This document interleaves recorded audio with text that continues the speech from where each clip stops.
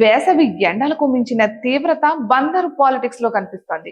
Ration అక్రమ బియ్యం తరలింపు కేసులో బెయిల్ పొంది ఊపిరి పీల్చుకున్న మాజీ మంత్రి వైసీపీ నేత పేర్ని నాని కుటుంబానికి ప్రభుత్వం మరోసారి షాక్ ఇచ్చింది. జిల్లా కోర్టులో బెయిల్ పొందడాన్ని సవాల్ చేస్తూ హైకోర్టులో అప్పీల్ చేయడం ద్వారా పేర్నికి ముప్పు పొంచి ఉందనే సంకేతాలు పంపుతోంది. ఇక మాజీ మంత్రి పేర్ని నాని సతీమణి పేర్ని జయసుధకు చెందిన గొడవ నుంచి రేషన్ బియ్యం అక్రమంగా తరలిపోయాయని కొన్ని నెలల క్రిందట ప్రభుత్వం కేసులు నమోదు చేసిన విషయం తెలిసిందే. అయితే ఈ కేసులో జయసుధ A1 కాగా పేర్ని A6 గా అభియోగాలు ఎదుర్కొంటున్నారు.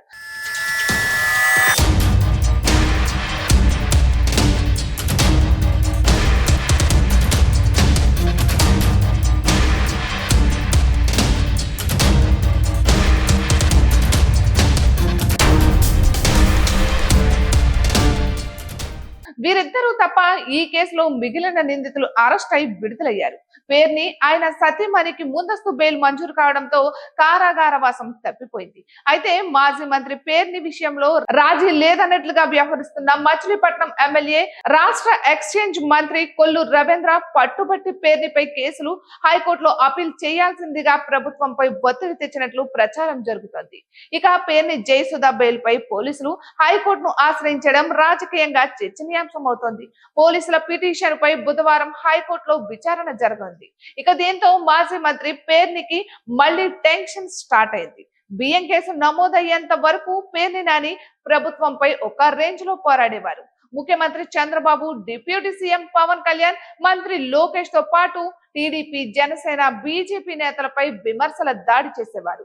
అయితే ఎప్పుడైతే బియ్యం కేసు నమోదైందో పేర్ని దూకుడుకు బ్రేక్ పడింది. తన సహజ శైలికి భిన్నంగా పూర్తిగా సైలెంట్ అయిపోయారని పేర్ని కోసం తెలిసిన వారు చెబుతున్నారు. మరీ ముఖ్యంగా పేర్ని భార్య జయసుధ ప్రధాన నిందితురాలుగా ఆరోపణలు ఎదుర్కోవడంతో పేర్ని కుటుంబం మరింత భయపడాల్సి వచ్చిందంటున్నారు. అయితే పేర్ని జయసుధ అరెస్టుకు ముఖ్యమంత్రి చంద్రబాబు అంగీకరించకపోవడంతో ఆమెకు జిల్లా కోర్టులో బెయిల్ మంజూరైంది. ఇక ఈ విషయాన్ని పేర్ని స్వయంగా చెప్పారు. ఈ క్రమంలోనే పేర్నికి కూడా ముందస్తు ఉపశమనం దక్కింది. అయితే బెయిల్ వచ్చిన తర్వాత పేర్ని మళ్లీ దూకుడు పెంచారు.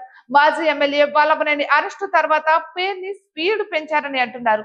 ఇక దీంతో ప్రభుత్వ వర్గాలు మళ్లీ పేర్నిపై ఫోకస్ చేశామని చెబుతున్నారు. ఫలితంగా పేర్ని జయసుధ బెయిల్ రద్దు చేయాల్సిందిగా కోరుతూ హైకోర్టులో పిటిషన్ వేయాల్సిందిగా పోలీసులను ప్రభుత్వం పురమాయించిందంటున్నారు. మొత్తానికైతే ఈ కేసు మళ్లీ మొదటికి రావడంతో పేర్ని భవిష్యత్ పై ఉత్కంఠ ఏర్పడుతోంది.